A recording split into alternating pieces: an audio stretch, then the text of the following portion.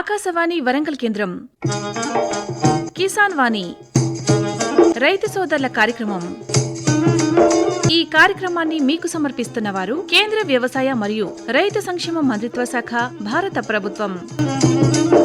ఈనాటి కిసాన్ వాణి రైతు సోదరుల కార్యక్రమంలో మామిడిలో దిగుబడి క్షీణతకు గల కారణాలు, సమగ్ర యాజమాన్య పద్ధతులు ఈ అంశం గురించి హన్మకొండ ఉద్యానవన శాఖాధికారి సిహెచ్ రాకేష్ గారితో పరిచయ కార్యక్రమం వింటారు. అనంతరం బోడకాకరకాయ సాగులో మెలకువలు, ములుగు జిల్లా తాడ్వాయి మండలం నార్లాపూర్ గ్రామ రైతు తిరుపతి గారితో పరిచయ కార్యక్రమం వింటారు.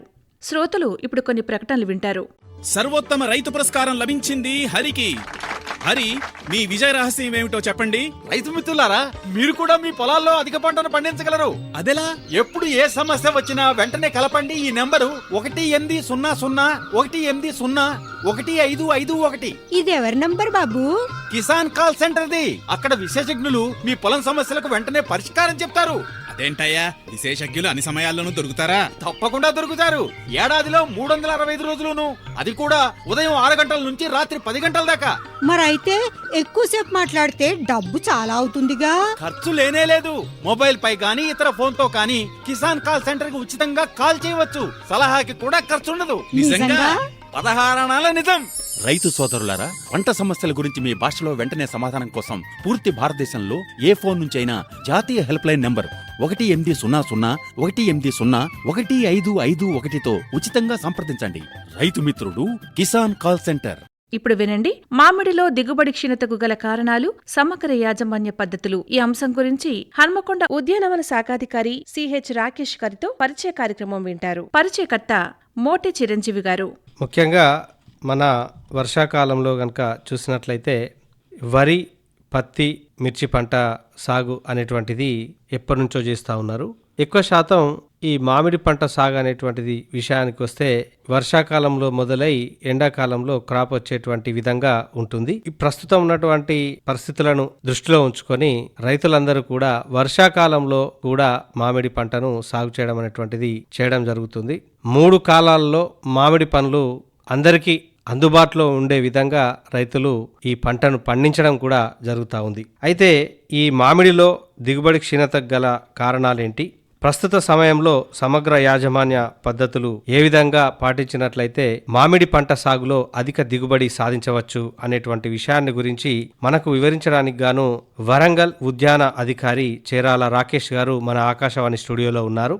వారిని అడిగి మరిన్ని విషయాలు తెలుసుకుందాం. ముందుగా నమస్కారం అండి. నమస్కారం అండి. సార్ చెప్పండి, ప్రస్తుతం మామిడి విస్తీర్ణము మరియు వర్షాకాలంలో ఏ విధంగా ఉందంటారు ఈ ఉమ్మడి వరంగల్లో గాని తెలంగాణ రాష్ట్ర వ్యాప్తంగా గాని? మనకు మామిడి విస్తీర్ణం చూసుకున్నట్లయితే తెలంగాణలో దాదాపుగా 2,51,000 ఎకరాల విస్తీర్ణంలో మనకు మామిడి సాగు అవుతా ఉంది. ముఖ్యంగా సాగైనలో 90% అంతా కూడా మనకు బంగనపల్లి వెరైటీ మన దగ్గర సాగు అవుతా ఉంది. అదే మన ఉమ్మడి వరంగల్ జిల్లా చూసుకున్నట్లయితే 42,000 ఎకరాల విస్తీర్ణంలో మనకు మామిడి అనేది మన ఉమ్మడి వరంగల్ జిల్లాలో సాగు అవుతా ఉంది. మరి అదే దిగుబడి విషయానికి చూసుకున్నట్లయితే దేశంలో దిగుబడి వచ్చేసి ప్రొడక్టివిటీ అంటే ఒక ఎకరానికి వచ్చే ప్రొడక్టివిటీ దాదాపుగా 4.5 మెట్రిక్ టన్నులు ఒక ఎకరానికి వస్తే, అదే తెలంగాణ విషయం చూసుకున్నట్లయితే మనకు 3.5 మెట్రిక్ టన్నులు ఒక ఎకరానికి వస్తూ ఉంది. అంటే మనం నేషనల్ యావరేజ్ చూసుకున్నట్లయితే దాదాపుగా 1 మెట్రిక్ టన్ అనేది మన దిగుబడి తక్కువ ఉంది. అంటే ముఖ్యంగా దిగుబడి క్షీణతకు అంటే మామిడిలో రాను దిగుబడి క్షీణతకు గల కారణాలను చూసుకున్నట్లయితే మన దగ్గర అంతా కూడా ముదురు మామిడి తోటలు, అంటే 25 సంవత్సరాలు పైబడినటువంటి ముదురు మామిడి తోటలు, అదే విధంగా సరైనటువంటి కొమ్మ కత్తిరింపులు చేయకపోవడము, అంతేకాకుండా ముఖ్యంగా ఇప్పుడున్నటువంటి పరిస్థితులలో న్యూట్రియంట్ మేనేజ్మెంట్ ఏదైతే మనకు ఎరువుల యాజమాన్యం సరైన సమయంలో చేసుకోకపోవడం, దాంతో పాటుగా యూనిఫామ్ గా అంటే ఒకేసారి పూత రాకపోవడం, ఇవన్నీ సమస్యలు కూడా మామిడిలో దిగుబడి తగ్గిపోవడానికి, దిగుబడి క్షీణించడానికి ప్రధానమైనటువంటి కారణాలు. అదే కాకుండా ముఖ్యంగా 20-25 సంవత్సరాల క్రితం పెట్టినటువంటి మామిడి తోటల యొక్క మొక్కల సంఖ్య కూడా, మనకు స్పేసింగ్ ఏదైతే అంటామో మొక్కల సంఖ్య కూడా దాదాపుగా 10 by 10 మీటర్లు, అంటే ఎకరానికి 40 మొక్కలు మాత్రమే పెట్టడం జరిగింది. ఇవన్నీ కారణాలు చూసుకున్న చూసుకున్నట్లయితే మనకు మామిడిలో దిగుబడి ఏ విధంగా ఉందో మనకు 3.5 టన్నులు మాత్రమే ఒక ఎకరానికి రావడం అనేది జరుగుతూ ఉంది. అయితే ముఖ్యంగా మన ఉమ్మడి వరంగల్లో కానీ తెలంగాణ ప్రాంతంలో కానీ ఎటువంటి మామిడి రకాలను సాగు చేస్తున్నారు? ఏ రకాన్ని సాగు చేస్తే అధిక దిగుబడి వచ్చేటువంటి అవకాశం ఉంటుందంటారు? మామిడిలో తెలంగాణ మొత్తంలో కూడా మనం అంతా కూడా టేబుల్ వెరైటీ అనేది మనం బంగనపల్లి వెరైటీ మాత్రమే సాగు చేస్తా ఉన్నాం. పల్పు వెరైటీస్ అనేటివి సాగులో లేవు. మనకు సాగు చేసే దాంట్లో మోర్ దెన్ 90% అంతా కూడా మనకు బంగనపల్లి వెరైటీ సాగు చేస్తాను. అది కాకుండా కొంతవరకు దశేరి, హిమాయతు, అదేవిధంగా కేసర్ ఇలాంటి వెరైటీస్ అక్కడక్కడ కొంత విస్తీర్ణంలో ఉంది. కానీ మనకు పూర్తిస్థాయి విస్తీర్ణంలో మాత్రం మనకున్నదంతా బంగనపల్లి. మరియు ఏ రకాలు సాగు చేస్తే మంచి ఆదాయం వస్తుంది, మంచి దిగుబడి ఉంటుంది ఏంటి అంటే ఇప్పుడు ఉన్నటువంటి ప్రస్తుత పరిస్థితులలో మనం అంతా కూడా ఎక్స్పోర్ట్ పైన అంటే వేరే దేశాలకు ఎక్స్పోర్ట్ పైనే కాన్సన్ట్రేషన్ చేయాలి. కాబట్టి సాధ్యమైనంత వరకు డెన్సిటీ అంటే హై డెన్సిటీ గార్డెన్స్ తోని అంటే అధిక సాంద్రతలో మొక్కలు పెంచి మనకు ఇప్పుడు ఉన్నటువంటి వెరైటీలలో కేసర్ బాగా ఉంది, అదేవిధంగా దశేరి, అదేవిధంగా ఈ బంగనపల్లి కూడా మనకు హై డెన్సిటీ ప్లాంటేషన్ లో సూటబుల్ గా ఉంటుంది. కాబట్టి ఈ రకాలను గనక ఎంపిక చేసుకొని సాగు చేసే విధానం గనక చేంజ్ చేసినట్లయితే డెఫినెట్లీ గా ఒక ఎకరానికి 6 నుండి 7 మెట్రిక్ టన్నులు సాధించడానికి అవకాశం ఉంటుంది. ప్రస్తుత పరిస్థితులలో ఈ మామిడిలో దిగుబడి క్షీణత గల కారణాలు ఏంటంటారు? వాటిని పెంపొందించడానికి ఎలాంటి చర్యలు తీసుకోవాలని ఒకసారి మనం చూసినట్లయితే ముఖ్యంగా మామిడి ఎప్పుడైనా కూడా పాస్ సీజన్ గ్రోత్ అంటారు. ముఖ్యంగా అంటే మనం ఎప్పుడైతే జూన్ జూలై మాసంలో కొమ్మ కత్తిరింపులు చేసుకున్న తర్వాత ఎప్పుడైతే ఆగస్టు మాసంలో ఇగురు వస్తుందో ఆ వచ్చినటువంటి ఇగురు ఏవైతే ఉందో ఆగస్టు నుంచి వెళ్ళి దాదాపుగా నవంబర్ వరకు అంటే 6 నెలలు ముదిరినటువంటి ఇగురు పైన మాత్రమే మనకు పూత రావడానికి అవకాశం ఉంటుంది. ఇలాంటి తరుణంలో కంపల్సరీ మామిడిలో మనం కొమ్మ కత్తిరింపులు అనేది కంపల్సరీ చేసుకోవాల్సినటువంటి అవసరం ఉంటుంది. కాకపోతే మనకున్న పరిస్థితులలో ఇప్పుడు ఉన్నటువంటి సిచ్యువేషన్ లో చెట్లు బాగా ఎత్తు పెరిగిపోవడము, అదే విధంగా మనకు ఆ టైంలో మనకు వరినట్లు గానీ మిగతా పరిస్థితులలో రైతులు చాలా వరకు దాని మీద కాన్సన్ట్రేషన్ చేయకపోవడం వల్ల అంటే ఈ కొమ్మ కత్తిరింపులు సరిగ్గా చేసుకోకపోవడం వల్ల యూనిఫామ్ గా అంటే ఒకేసారి మనకు పూత రాకపోవడం, అదే విధంగా పూత లేట్ కావడం వల్ల అంటే డిసెంబర్ జనవరి కూడా మన దగ్గర ఆ పూత రాకుండా ఫిబ్రవరి మాసంలో పూత రావడం జరుగుతుంది. ఈ విధంగా పూత లేట్ కావడం వల్ల ఏంటంటే మనకు ఖాతా కూడా అంటే మనం తెంపేటువంటి స్టేజ్ కూడా మనకు జూన్ వరకు కూడా వెళ్ళిపోతుంది. అలాంటి టైంలో మనం గత 10-12 సంవత్సరాలను చూసుకుంటే ప్రతి సంవత్సరం కూడా అకాల వర్షాల వల్ల రైతులు ఇబ్బంది పడేటువంటి అవసరం ఉంది. కాబట్టి సాధ్యమైనంత వరకు పూత ఎర్లీగా రావాలంటే కొమ్మ కత్తిరింపులు అనేది మామిడిలో ప్రధానమైనటువంటి చర్య. దీన్ని జూన్ జూలై మాసంలో చేసుకోవడానికి అవకాశం ఉంది. అప్పుడు మాత్రమే చేసుకోవాలి. మామిడి పంట సాగులో ఈ నూతన పద్ధతులు అనేటువంటి ఏమైనా ఉన్నాయా లేదా పాత పద్ధతులనే కొనసాగిస్తున్నారా రైతులు? కంపల్సరీ అండి. మామిడి ఇంతకు ముందు మన దగ్గర ఒక ప్రెస్టేజియస్ గా ఉండేది. ఎందుకంటే నాకు ఒక 100 ఎకరాల మామిడి తోట ఉంది అనేది ఒక ప్రెస్టేజ్ గా ఉండి దాన్ని ఎకరానికి 40 మొక్కలు చొప్పున 100 ఎకరాలు సాగు చేసి దానిపైన మేనేజ్మెంట్ సరిగ్గా లేకపోవడం వల్ల దిగుబడి క్షీణించింది. ప్రస్తుతం నూతన పద్ధతులు మామిడిలో చాలా విధానాలు వచ్చాయి. ఆ విధానంలో ప్రధానంగా ఏంటంటే హై డెన్సిటీ ప్లాంటేషన్ అంటే ఇప్పుడు చాలా వరకు హైట్ పెరగకుండా దాన్ని 6 నుంచి 12 ఫీట్ల హైట్ వరకే ఉండే విధంగా ఎకరానికి 5x5 మీటర్లు అంటే 160 మొక్కలు ఒక ఎకరం విస్తీర్ణంలో పెట్టుకున్నట్లయితే అది అధిక దిగుబడి రావడానికి అవకాశం ఉంది. అంతేకాకుండా మిగతా చాలా వరకు 4x2 4 మీటర్లు బై 2 మీటర్లు అదేవిధంగా 500 మొక్కలు ఎకరానికి ఇంకా అల్ట్రా హై డెన్సిటీ ప్లాంటేషన్స్ కూడా మన ప్రాంతంలో మన జిల్లాలో సాగు చేసేటువంటి రైతులు ఉన్నారు. దీంట్లో ప్రధానమైనటువంటి ఒక సమస్య ఏమొస్తుందంటే కంపల్సరీగా జూన్ జూలై మాసంలో మనం దీంట్లో కొమ్మ కత్తిరింపులు చేసినట్లయితేనే మనకు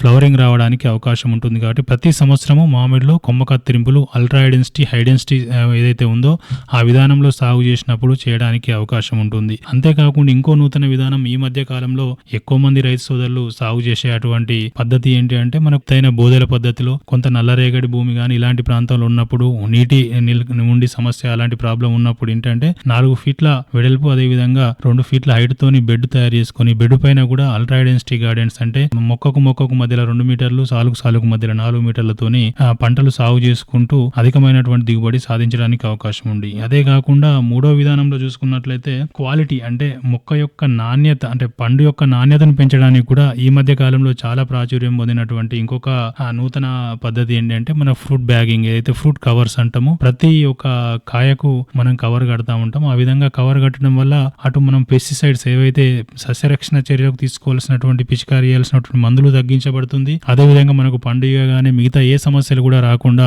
ఉండి మంచి నాణ్యమైనటువంటి పండు మార్కెట్ లో రావడానికి అవకాశం ఉంటుంది. ఈ విధంగా చేయడం వల్ల రైతుకు అటు ఆదాయంతో పాటు కన్జ్యూమర్ ఎవరైతే తినే వాళ్ళు ఉంటారో వాళ్ళకు కూడా మంచి ఆర్గానిక్ ప్రొడ్యూస్ రావడానికి అవకాశం ఉంటుంది. కాబట్టి ఈ విధంగా 4-5 విషయాలు మామిడిలో నూతనంగా గత 4-5 సంవత్సరాల నుంచి ప్రాచుర్యంలో ఉన్నాయి. ఈ విధానాలు కనుక మనం పాటించినట్లయితే డెఫినెట్ డెఫినెట్గా రైతు యొక్క ఆర్థిక పరిస్థితి మెరుగుపడడానికి అవకాశాలు ఉంటాయి. ఈ మామిడి పంట సాగులో నాణ్యత గల పంట దిగుబడికి రైతులకు మీరిచ్చేటువంటి సలహాలు కానీ సూచనలు కానీ ఏంటంటారు? ముఖ్యంగా మామిడిలో నాణ్యత రావాలి, అదేవిధంగా దిగుబడి కూడా పెరగాలి అంటే గుర్తుపెట్టుకోవాల్సిన విషయాలు ఏంటంటే మన దగ్గర ఉన్నటువంటి రైతు సోదరులు మామిడి ఎప్పుడైతే పూత సమయం ఆసన్నమవుతుందో ఆ టైంలోనే దీంట్లో మేనేజ్మెంట్ చేయడము, అప్పుడే ఫర్టిలైజర్ వేయడము, అప్పుడే ఎరువులు పిచికారీ చేయడం, చల్లడము, అదేవిధంగా సస్యరక్షణ చర్యలు తీసుకోవడం జరుగుతూ ఉంది. అట్లా కాకుండా ఇక్కడ ఎప్పుడైనా సరే జూన్, జూలై, ఆగస్టు మాసం ఈ 3 నెలలు మామిడిలో ఎలాంటి మేనేజ్మెంట్ అంటే ఎలాంటి యాజమాన్య పద్ధతులు మనం పాటిస్తామో అవి మాత్రమే మనకు పూత తొందర రావడానికి, నాణ్యమైనటువంటి పంట రావడానికి, ఎలాంటి చీడపీడలు రాకుండా ఉండడానికి ప్రధానంగా కారకాలు అవుతాయి. ఎలాగంటే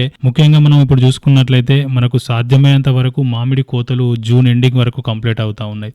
జూన్ ఎండింగ్ వరకు కంప్లీట్ అయిన తర్వాత ఒక 15 రోజుల సమయం ఇచ్చి తర్వాత అప్పటి వరకు వర్షాలు పడితే ఓకే, లేదు అంటే తేలికపాటి నీటి తడిచిన తర్వాత ఈ 15 రోజుల తర్వాత కంపల్సరిగా June ending, July or August, ఈ జూలై ఎండింగ్, జూలై చివరి మాసంలో కంపల్సరీగా మనం కొమ్మ కత్తిరింపులకు వెళ్ళాలి. ఎందుకు కొమ్మ కత్తిరింపులు వెళ్ళాలి అంటే చాలా వరకు ఇంత ముందు ఉన్నటువంటి పంటలో ఉన్నటువంటి చీడపీడలు గాని, అడ్డదిడ్డంగా పెరిగిన కొమ్మలు గాని, లేదంటే సెంటర్ ఓపెనింగ్ అంటే పైనుంచి వెళ్ళి గొడుగు కొమ్మ ఏదైతే ఉందో అది తీసేసినప్పుడే దానిపైన ఉన్నటువంటి రోగాలు ఏవైతే ఉంటాయో అవన్నీ తగ్గిపోతా ఉంటాయి. దానివల్ల మంచి సన్లైట్ పడి మొక్క కాండం మీద కూడా మనకు సూర్యరశ్మి పడి ఎలాంటి చీడపీడలు రాకుండా ఉంటాయి. ఇది మొట్టమొదటిగా మనం జూలై మాసంలో కంపల్సరీ కొమ్మ కత్తిరింపులు చేసుకోవాలి. ఈ కొమ్మ కత్తిరింపులు చేసుకున్న తర్వాత ఇమీడియట్లీగా మనం అప్పుడు దానికి ఒక శిలీంద్రనాశనం అయినటువంటి బ్లూ కాపర్ గానీ, దాంతో పాటు ఏదైనా ఒక సస్యరక్షణకు సంబంధించినటువంటి మందు కలిపి చెట్టంతా పిచికారీ చేసినట్లయితే అప్పుడు ఎలాంటి సమస్య లేకుండా కంట్రోల్ అవుతుంది. దాని తర్వాత ఇమీడియట్లీగా చేయాల్సినటువంటి ఏంటి అంటే మనకు వర్షాలు కనుక పడ్డైతే 1 లేదా 2 సార్లు మనము కల్టివేటర్ తో దున్నుకుని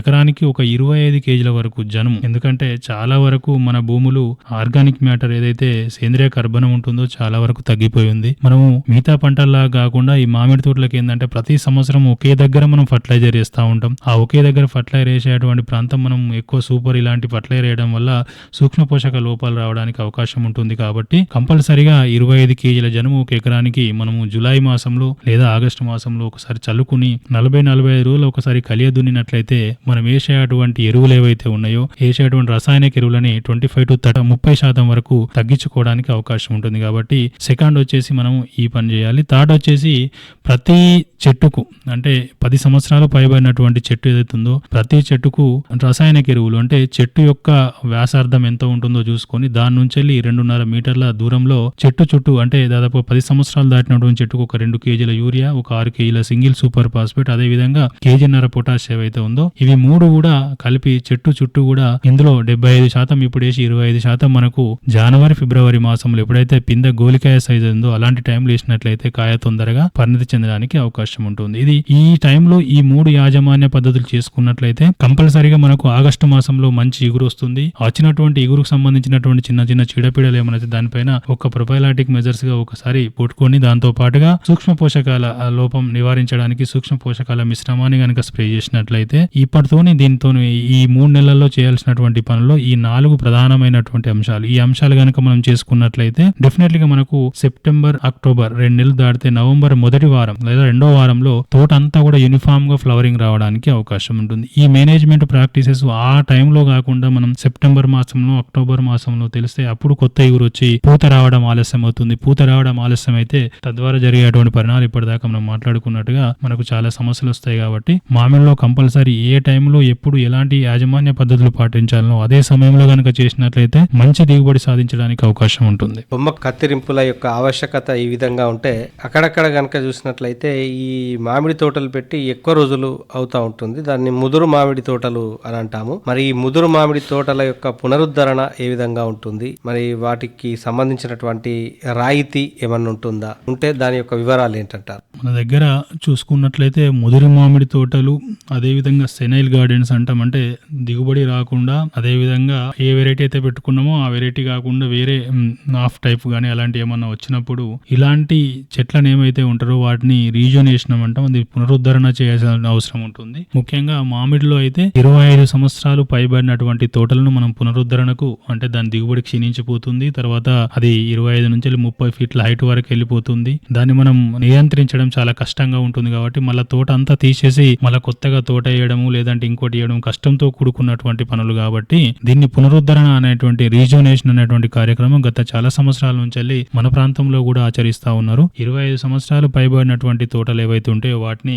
మొదటగా మనం ఈ జూన్, జూలై, ఆగస్ట్ ఈ మాసాలలో దానికి చెట్టు మొదటి నుంచి దాదాపుగా 6 నుంచి 7 ఫీట్ల హైట్ లా దానికి ఉన్నటువంటి సైడ్ బ్రాంచెస్ ఏవైతే ఉన్నాయో సైడ్ బ్రాంచెస్ అన్నిటిని కూడా కట్ చేసినట్లయితే ఆ కట్ చేసిన తర్వాత ఆ కట్ చేసిన పోర్షన్ నుంచి మనకు కొత్త ఇగురు వస్తుంది. ఆ వచ్చినటువంటి ఇగురు ఏవైతే ఉంటుందో అది 2 లేదా 3 సంవత్సరాల తర్వాత దాన్ని మేనేజ్మెంట్ చేసుకొని అంటే ఆ థిన్నింగ్ గానీ లేదంటే దాంట్లో ఉన్నటువంటి అడ్డదిడ్డ మెరిగినటువంటి కొమ్మలన్నిటిని కూడా చేసి ఒక సరైన దశలో మనం అమర్చుకున్నట్లయితే అది 3 సంవత్సరాల తర్వాత అంటే 2 సంవత్సరాలు పూర్తయి 3వ సంవత్సరం మళ్ళీ కొత్త తోట ఏ విధంగానైతే ఉంటుందో అదే విధంగానే పునరుద్ధరించడానికి అవకాశం ఉంటుంది. అంతేకాకుండా అప్పుడు మనము స్పేసింగ్ ఏదైతే ఉందో మనం చాలా మధ్యలో 10 మీటర్లు పెడితే మధ్యలో ఇంకొక వరుస కూడా పెట్టుకొని దాన్ని గ్యాప్ ఫిల్లింగ్ లా చేసుకొని మళ్ళీ ఐడెన్సిటీ గార్డెన్ కూడా చేసుకోవడానికి అవకాశం ఉంటుంది. అంతేకాకుండా మనం ఏమైనా వెరైటీ మార్చుకోవాలన్నా కూడా ఆ టైంలో మనం ఇంకో వెరైటీ పెట్టుకోవాలి, డిమాండ్ ఉన్న వెరైటీ అన్నా కూడా దీన్ని టాప్ వర్కింగ్ అనేటువంటి విధానంలో వచ్చినటువంటి ముదురు కొమ్మల పైన మనం నవంబర్, డిసెంబర్ మాసంలో అంటు కట్టడానికి కూడా అవకాశం ఉంటుంది. ఈ విధంగా పునరుద్ధరణ కార్యక్రమం వల్ల చాలా వరకు తోటలని అంటే పాత తోటలను కొత్త తోటలుగా మార్చి మళ్ళీ 2 సంవత్సరాల తర్వాత 3వ సంవత్సరం దిగుబడి తీసుకోవడానికి అవకాశం ఉంటుంది. ఈ విధంగా రైతులకు ఉద్యాన శాఖ ద్వారా మనం 1 హెక్టార్ అంటే 2.5 ఎకరాలు 100 మొక్కలు ఉన్నటువంటి ఒక దానికి మనం 24,000 రూపాయలు సబ్సిడీ రూపంలో ఒక రైతుకు 5 ఎకరాల వరకు కూడా ఇవ్వడం జరుగుతా ఉంది. కాబట్టి అవకాశం ఉన్నటువంటి రైతులు మీ ప్రాంత ఉద్యాన అధికారులను సంప్రదించినట్లయితే డెఫినెట్లీ గా వాళ్ళు దానికి సంబంధించినటువంటి ప్రొసీజర్ ఏవైతే ఉందో దాని ప్రకారంగా రాయితీలు ఇవ్వడానికి అవకాశం ఉంటుంది. చివరగా ప్రస్తుత సమయంలో మామిడి పంట సాగు చేసేటువంటి రైతులు తీసుకోవాల్సినటువంటి జాగ్రత్తలు ఏంటంటారు? మొన్నటి వరకు కూడా అధిక వర్షాలు పడడం జరిగింది. ఈ వర్షాల వల్ల చాలా మంది ఎరువులు వేయడం గానీ మిగతా దున్నడం గానీ కొమ్మ కత్తిరింపులు గానీ కొంచెం ఆలస్యమైంది. ఇప్పటికైనా మించిపోయినది ఏం లేదు. దానికి సంబంధించినటువంటి కొమ్మ కత్తిరింపులు గానీ తర్వాత దున్నకాలు గానీ రసాయనిక ఎరువులు గానీ సూచించిన మోతాదులో ఇప్పుడు ఇమీడియట్లీ గా వేసుకోవాలి. డీలే అయిన వాళ్ళు ఒకవేళ అంతకన్నా ముందే వేసుకున్నటువంటి రైతులకు ఇప్పుడు మంచి ఇగురు పైన తోట ఉంటుంది. ఈ టైంలో వచ్చేటువంటి ఆకుగూడు పురుగు గానీ లేదంటే ఆకురొమ్మ పురుగు గానీ ఆంథ్రాక్నోస్ గానీ ఇలాంటి కొన్ని రకాలైనటువంటి రోగాలు రావడం జరుగుతుంది. దానికి సంబంధించినటువంటి ఏవైతే సూచించినటువంటి రసాయనిక సస్యరక్షణ చర్యలు తీసుకున్నట్లయితే దాంతో పాటుగా ఒకటి సూక్ష్మ పోషకాల మిశ్రమం కనిపికొట్టుకున్నట్టయితే సూక్ష్మ పోషకాల మిశ్రమం సంబంధించినటువంటి లోపాలను సవరణ చేసుకుంటాం. తద్వారా మంచి ముదురు రావడం వల్ల నెక్స్ట్ మనకు అక్టోబర్, నవంబర్ ఆ మాసంలో ఎర్లీగా ఫ్లవరింగ్ వచ్చి తోటంతా కూడా ఒకేసారి పూత రావడానికి అవకాశం ఉంటుంది. మరి మీ యొక్క అమూల్యమైనటువంటి సమయాన్ని వెచ్చించి ఆకాశవాణి స్టూడియోకు విచ్చేసి మామిడి పంట సాగులో ఎటువంటి జాగ్రత్తలు తీసుకోవాలనేటువంటి విషయాలను చాలా చక్కగా వివరించినందుకు గాను మీకు ప్రత్యేకంగా ధన్యవాదాలు. థ్యాంక్ యూ అండి, ధన్యవాదాలు. ఇంతవరకు శ్రోతలు మామిడిలో దిగుబడి క్షీణతకు గల కారణాలు, సమగ్ర యాజమాన్య పద్ధతులు ఈ అంశం గురించి హన్మకొండ ఉద్యానవన శాఖాధికారి సిహెచ్ రాకేష్ గారితో పరిచయ కార్యక్రమం విన్నారు. పరిచయకర్త మోటి చిరంజీవి గారు. శ్రోతలు ఇప్పుడు కొన్ని ప్రకటనలు వింటారు. ప్రధానమంత్రి కిసాన్ సమ్మాన్ నిధి ఈ పథకం కింద 2 హెక్టార్ల వరకు పొలం కలిగిన రైతుల కుటుంబాలకు ఏడాదికి 6,000 రూపాయలు చెల్లించడం జరుగుతుంది. అది అర్హత గల రైతులకు 2,000 రూపాయల చొప్పున 3 వాయిదాల్లో నేరుగా వారి ఖాతాల్లో జమ చేయబడుతుంది. ఈ సన్న చిన్నకారు రైతుల కుటుంబాలను రాష్ట్ర ప్రభుత్వాలు ఎంపిక చేస్తున్నాయి. ఈ పథకం యొక్క పూర్తి ఖర్చును భారత ప్రభుత్వం భరిస్తోంది. ప్రధానమంత్రి కిసాన్ సమ్మాన్ నిధి రైతుల వ్యవసాయానికి సరికొత్త గౌరవం. వ్యవసాయ మరియు రైతు సంక్షేమ మంత్రిత్వ శాఖ, భారత ప్రభుత్వం ద్వారా జనహితార్థం జారీ. కిసాన్ వాణి రైతు సోదరుల కార్యక్రమంలో ఇప్పుడు వినండి. బోడకాకరకాయ సాగులో మెలకువలు. ములుగు జిల్లా తాడ్వాయి మండలం నార్లాపూర్ గ్రామ రైతు తిరుపతి గారితో పరిచయ కార్యక్రమం. పరిచయకర్త మోటి చిరంజీవి గారు. మనము ఈ తాడ్వాయి మండలం మేడారానికి దగ్గరగా ఉన్నటువంటి నార్లాపూర్ గ్రామంలో ఉన్నాము. మరి ఇక్కడ తన ఇంటిలో బోడకాకరకాయ పండించేటువంటి రైతు మనకు తిరుపతి గారు ఉన్నారు. నమస్కారం అండి తిరుపతి గారు. నమస్తే సార్, నేను ఇక్కడ ఊళ్ళోనే వ్యవసాయం చేస్తూ ఉంటాను. ఇప్పుడు బోడకాకరకాయ ఇంట్లో ఎన్ని చెట్లు వరకు మీరు సాగు చేస్తున్నారు? ఒక 15 చెట్ల వరకు ఉంటాయి సార్. ఇది యాక్చువల్గా మనకు విత్తనాలు అనేటువంటి దొరకవు. మేము ఏంటంటే మాకు తీసుకొచ్చినటువంటి దుంపల నుంచి ఆ మొక్కల్ని సేకరించాము. వచ్చినటువంటి మొక్కల్లో ఆడ మొక్క మగ మొక్క ఏది అనేటువంటిది గుర్తించి పోయిన సంవత్సరం వాటిలో వచ్చినటువంటి కాయల్లో ఒక మాకు పండినటువంటి పంటలో ఒక ఆ గింజల్లో ఒక మనగా ఒక 100-150 గింజల వరకు విత్తనాల వరకు సేకరించాము. ఆ 100-150 విత్తనాలలో మేము పాతిన వాటిలలో మాకున్న ఇంటి ఆవరణలో దగ్గర 100-150 విత్తనాలలో కనీసం 20 విత్తనాలు మొలకెత్తడం జరిగింది.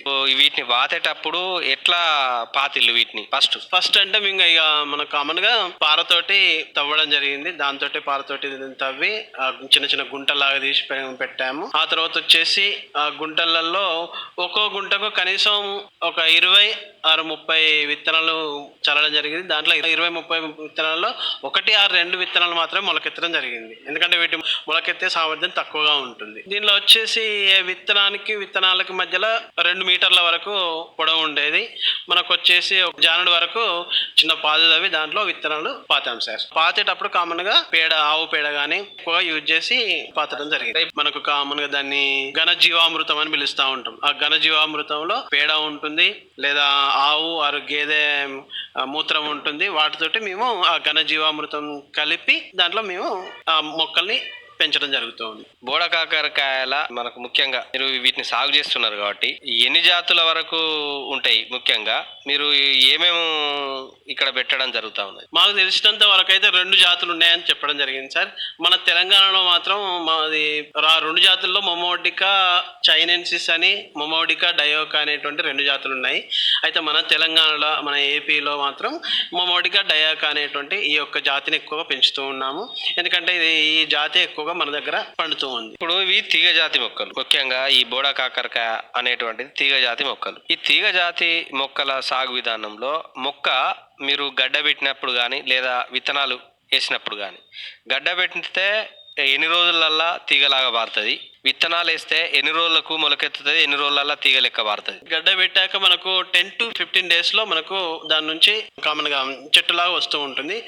విత్తనాల్లో వచ్చేసరికి మనకు కనీసం ఒక 25 నుంచి 30 రోజులల్లా విత్తనాలు మొలకెత్తూ ఉంటాయి. కాకపోతే మొలకెత్తే శాతం మాత్రం తక్కువగా ఉంటుంది. అందుకనే ఎక్కువ విత్తనాలు మేము పాతూ ఉంటాం. అంటే ఈ విత్తనాలు అనేటువంటి మీరు ముందుగాల గడ్డలు తీసుకొచ్చి ఈ చెట్ల లెక్క పెంచుకొని చెట్ల నుంచి వెళ్ళి సేకరించినటువంటి విత్తనాలనే వాడుతున్నారు. ఇప్పుడు ఒక్కొక్క పాదు తీసేటప్పుడు విత్తనాలన్నీ 20 విత్తనాలు ఒక దగ్గరనే చల్లుతారా, లేకపోతే కొంచెం దూరం చల్లుతారా? ఒక రంధ్రంలా కొంచెం దూరం చల్లుతాం సార్.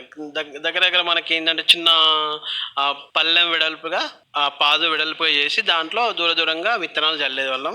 దాంట్లో మనకు వచ్చేటువంటి విత్తనాలలో మనకు వచ్చేటువంటి ఆ మొలకల్లో ఆడవి వస్తూ ఉంటాయి, మగవి వస్తూ ఉంటాయి. అవి అయితే సటైన్ కామన్ గా కొంత ఎత్తు పెరిగాక మనకు అవి కనీసం ఒక 40 రోజుల తర్వాత ఆడ మగ మొక్కల్ని గుర్తించి దాంట్లో మగ మొక్కల్ని తీసివేయడం జరుగుతూ ఉంటుంది. అంటే ఇప్పుడు ఈ బోడకాకరకాయ సాగు విధానం కనుక చూసినట్లయితే ఇది ఎన్ని రోజుల పంట? ముఖ్యంగా ఎన్ని రోజుల పంటను ఏ విధంగా మనము సాగు చేసుకోవాలంటారు? ఇది వచ్చేసి మనకు ఈ పంట మనం ఏంటంటే మే ఆర్ జూన్ లో విత్తుతూ ఉంటాం. డిసెంబర్ వరకు కాత వస్తూ ఉంటుంది సార్. సార్ ఇది మనకు మొక్క వచ్చేసి 40 నుంచి 45 రోజుల వరకు పెరుగుతూ ఉంటుంది. ఆ పెరగడంలో అది అప్పుడే పూతకు వస్తూ ఉంటుంది. మరి ముఖ్యంగా ఈ పూత కాత కాసేటువంటి విధానాల్లో మనం కనుక చూసినట్లయితే దీన్ని ఆడ మగ మొక్కలను మీరు ఎట్లా గుర్తిస్తారు? ఈ పూత కాత వచ్చినప్పుడు గుర్తిస్తారా, లేకపోతే ఆ తీగ పెరుగుతా అంటేనే గుర్తిస్తారా? ఆడ మగ మొక్కలను వచ్చేసి పూత సమయంలో మాత్రమే గుర్తించడం జరుగుతూ ఉంటుంది. ఈ పూత సమయంలో ఆడ మొక్కలు కానీ మగ మొక్కలు కానీ కామన్గా 2 పూస్తూ ఉంటాయి. ఆ పూత వచ్చేసరికి వీటి పసుపు కలర్లో ఆ పూలు ఉంటాయి. దీంట్లో వచ్చేసి మగ మొక్కలు ఆడ మొక్కలు 2 పూస్తూ ఉంటాయి. దాంట్లో ఆడ మొక్కలు మాత్రమే చిన్నగా పిందెలు వస్తూ ఉంటాయి, మగ మొక్కలు పిందెలు రావు. మళ్ళీ ఒకటి ఏంటంటే దాంట్లో మగ మొక్కలు అనేటువంటివి వాటి యొక్క పెరుగుదల అనేటువంటి ఎక్కువగా ఉంటుంది. ఆ మగ మొక్కలు పెరుగుదల ఎక్కువగా ఉండడం వల్ల వాటిని అక్కడ తొందరగా గుర్తించవచ్చు. ఆ తొందరగా గుర్తించి వాటిని ఆడ మొక్కల నుంచి 1-2 మగ మొక్కల నుంచి మిగతా మగ మొక్కల్ని తీసేయాలి. లేకుంటే ఆ టోటల్ గా మనకు ఆ ఆడ మొక్కల్నే డామినేట్ చేస్తూ ఉంటాయి. ఇప్పుడు ఈ తీగ పెరిగేటువంటి క్రమంలో అంటే మొక్క ఎదిగేటువంటి క్రమంలో వీటికి ఏమన్నా ఎరువులు వేస్తారా? ఎరువులు అంటే మనకు వేస్తూ ఉంటాం సార్. మనకు పత్తి మిర్చికి ఎలా వేస్తూ ఉంటామో యూరియా కానీ డిఏపి కానీ అవే వేస్తూ ఉంటాం. వాటితో పాటు ఎక్కువగా ఈ ప్రస్తుతానికి ఏంటంటే రసాయన ఎరువులు కాకుండా జీవ ఎరువులు వేస్తూ ఉంటాం. వాటిని ఘన జీవామృతం అని పిలుస్తూ ఉంటాం. దాంట్లో ఆవు పేడ కావచ్చు, పశువుల పేడ కావచ్చు, నెక్స్ట్ గొర్రెల పేడ కావచ్చు, అలా వాటిని ఆ ఎరువుల్ని వేసి మొక్కలు పెంచుతూ ఉంటాం. అంతేకాకుండా ఘన జీవామృతం కాకుండా కామన్ గా ద్రవ జీవామృతం కూడా వీటికి చల్లుతూ ఉంటాం. ద్రవ జీవామృతం అంటే ఘన జీవామృతం అంటే ఏంటిది మా శ్రోతల కోసం? ఘన జీవామృతం అంటే మనకు వచ్చేసి ఆవు పేడ తీసుకుంటూ ఉంటాం. 100 కేజీల ఆవు పేడకి మనకు 10 లీటర్ల ఆవు మూత్రం ఉంటుంది. నెక్స్ట్ దాంట్లో వచ్చేసి 10 లీటర్ల ఆవు మూత్రానికి కొంత పిండి 2 కేజీల పిండి కలపాలి. దాన్ని పప్పు పిండి లేదా పిండి అని పిలుస్తుంటాం. ఏ పిండి అయినా పర్లేదు, ఆ పిండి 2 కేజీలు తీసుకోవాలి. తర్వాత 2 కేజీల బెల్లం తీసుకోవాలి. ఇలా 100 కిలోల ఆవు పేడ, 10 లీటర్ల ఆవు మూత్రం, నెక్స్ట్ 2 కేజీల పిండి, 2 కేజీల బెల్లాన్ని మనం ఘన జీవామృతం అని పిలుస్తూ ఉంటాం. ద్రవ జీవామృతం అంటే ఏంటి? సేమ్ ఇదే. ద్రవ జీవామృతంలో యాక్చువల్ గా ఆవు పేడ ఉంటుంది, నెక్స్ట్ ఆవు మూత్రం ఉంటుంది, పిండి ఉంటుంది, బెల్లం ఉంటుంది. కాకపోతే ఈ దీంట్లో మాత్రం కొంచెం గుప్పెడు పుట్టమన్ను కూడా కలుపుతూ ఉంటాం. ఆ పుట్టమన్ను కలిపి దాన్ని అప్పటిదప్పుడే ఆ పంట మొక్కలకు ఇచ్చేస్తూ ఉంటాం. దాన్ని ద్రవ జీవామృతం అని పిలుస్తూ ఉంటాం. ఘన జీవామృతంలో వచ్చేసరికి ఆ ఘన జీవామృతాన్ని అప్పుడు ఏంటంటే దాన్ని ఒక 20 రోజుల వరకు ఒక దగ్గర మాగిపెట్టడం అని పిలుస్తూ ఉంటాం. ఒక దగ్గర కుప్పలాగా చేసి దాన్ని మాగబెట్టి 20 రోజుల తర్వాత ఆ మొక్కకు అందజేస్తూ ఉంటాం. ముఖ్యంగా మీరు ఇప్పుడు ఒక 20-30 చెట్లు అన్నారు కదా, 20-30 చెట్లు అంటే ఒక్క చెట్టుకు ఎన్ని కిలోల కాయలు కాస్తాయి? ఇప్పుడు ఉన్న 20-30 చెట్లల్లో ఎంత మీరు బోడకాకరకాయను ఒక రోజుకు తెంపడం జరుగుతూ ఉందంటారు? చెట్టుకు ఎంత కాస్తుంది? దాన్ని ఏ విధంగా ఒక చెట్టుకు పూత మొదలవుతుంది? ఎన్ని కిలోల వరకు ఈ ఖాతా అనేటువంటిది కాస్తుంది మీ మాటల్లో? మనకు వచ్చేసి పంటలో మనకు పంట పెరిగే టైం, ఇది పూత వచ్చే టైం 45 రోజులు అని చెప్పాము. నెక్స్ట్ ఆ కాయ వచ్చేసరికి 60 రోజుల వరకు కాయ వస్తూ ఉంటుంది. ఆ తర్వాత వచ్చేసరికి మనకు ఒక చెట్టు దగ్గర మనకు ఆ పంట ఒక చెట్టు నుంచి 10 నుంచి 15 కిలోల వరకు కాయలు వస్తూ ఉంటాయి. ఆ తర్వాత వచ్చేసి మనకు ఇక బాగా పంట వచ్చే టైంలో దగ్గర ఏమంత అంటే ఆగస్టు, సెప్టెంబర్, అక్టోబర్ ఈ సమయంలో ఒక నెలలో వారానికి ఒకసారి ఈ పంట కోయడం జరుగుతూ ఉంటుంది. ఇప్పుడు కోసిన ఎక్కడ మీరు అమ్ముతారు? ఇది మీరే నేరుగా మార్కెట్లో అమ్ముతారా? మేమే నేరుగా మార్కెట్లో అమ్ముతూ ఉంటాం. దీన్ని ఇక వేరే దగ్గర మేము చెప్పిన రేటే ఉంటుంది, మేమే బయట అమ్ముతూ ఉంటాం. అంటే ఇప్పుడు మీరు తెంపుతా ఉన్నారు కదా, ఇప్పుడు ఒక 20-30 చెట్లు మీరు పెంచుతా ఉన్నారు. ఒక పంట కాలంలో ఎన్ని క్వింటాన్ల వరకు ఈ పంట అనేటువంటిది తీస్తారు? ఎన్ని క్వింటాన్ల వరకు మీరు లాభం అనేటువంటిది వస్తూ ఉంటుంది? దీన్ని వచ్చేసి మేము మా ఇంటి ఆవరణలో చుట్టుపక్కల వాళ్ళు, పక్క విలేజ్ వాళ్ళు కూడా వచ్చి కొనుక్కోబోతూ ఉంటారు.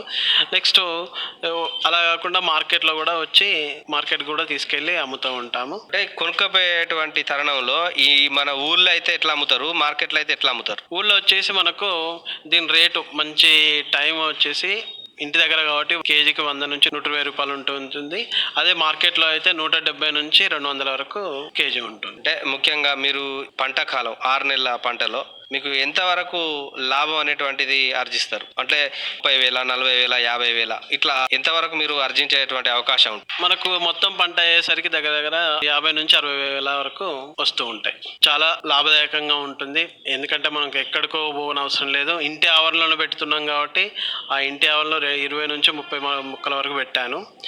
అంటే ఇప్పుడు మనము ఇంటి ఆవరణలో పెట్టడం ద్వారా 2 నుంచి 3 క్వింటాన్ల వరకు మనము ఈ కాయ తీయడం జరుగుతూ ఉన్నది. అదేవిధంగా పెట్టుబడి కూడా చాలా తక్కువ, అదేవిధంగా లాభం కూడా ఎక్కువ పొందవచ్చు అనేటువంటి విషయాన్ని మనకు చెప్తా ఉన్నారు. అంతేకాకుండా మనకు ఈ బోడ కాకరకాయ సాగు విధానంలో కనుక చూసినట్లయితే ముఖ్యంగా ఈ విత్తనాలు మనము ఏర్పరచుకునేటువంటి క్రమంలో ఆ విత్తనాలను మనము పాత చెట్టు నుండి మాత్రమే మనము వీటిని సేకరించి తర్వాత ఆ విత్తనాలను ఒక్కొక్క రంధ్రంలో, అంటే ఎక్కడైతే మనము ఈ పారతో తవ్వినమో ఆ తవ్విన కాడ 20 నుంచి 30 విత్తనాల వరకు పోసినట్లయితే 1 లేదా 2 మొలకలు అనేటువంటి వచ్చేటువంటి అవకాశం ఉంటుంది.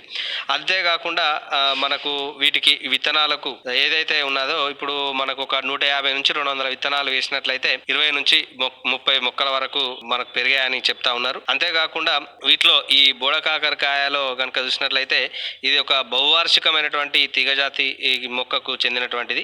మరి ఇలా చాలా చక్కటి విషయాలను తెలియజేసినందుకు గాను వారికి ప్రత్యేకంగా ధన్యవాదాలండి. నమస్కారం సార్. ఇంతవరకు శ్రోతలు బోడకాకరకాయ సాగులో మెలకువలు ములుగు జిల్లా తాడ్వాయి మండలం నార్లాపూర్ గ్రామ రైతు తిరుపతి గారితో పరిచయ కార్యక్రమం విన్నారు. పరిచయకర్త మోటి చిరంజీవి గారు. శ్రోతలు ఇప్పుడు కొన్ని ప్రకటనలు వింటారు. किसान भाइयों गांठ बांध लो बहुत है काम की, समृद्धि के पैगाम की। मिट्टी के मिजाज राज को समझो, मिट्टी के हर राज को समझो, मिट्टी की तुम जांच कराओ, मुफ्त सॉइल हेल्थ कार्ड ले जाओ। कभी मुनासिब बीज लगाओ, सही किस्म की खाद ले आओ, जितनी जरूरी उतनी डालो, सही मात्रा खुद पहचानो, इसको अपना मंत्र बना लो, मिट्टी की सेहत तो जानो। बात बहुत है काम की, कम लागत अधिक वरदान की, किसान भाइयों गांठ बांध लो। आज ही मिट्टी की जांच कराएं, राज्य सरकार के कृषि अधिकारी से संपर्क करें और मुफ्त में सॉइल हेल्थ कार्ड पाएं। कृषि और किसान कल्याण मंत्रालय द्वारा किसान हित में जारी। ఇంతటితో ఈనాటి కిసాన్ వాణి రైతు సోదరుల కార్యక్రమం సమాప్తం. ఈ కార్యక్రమాన్ని మీకు సమర్పించిన వారు కేంద్ర వ్యవసాయ మరియు రైతు సంక్షేమ మంత్రిత్వ శాఖ, భారత ప్రభుత్వం.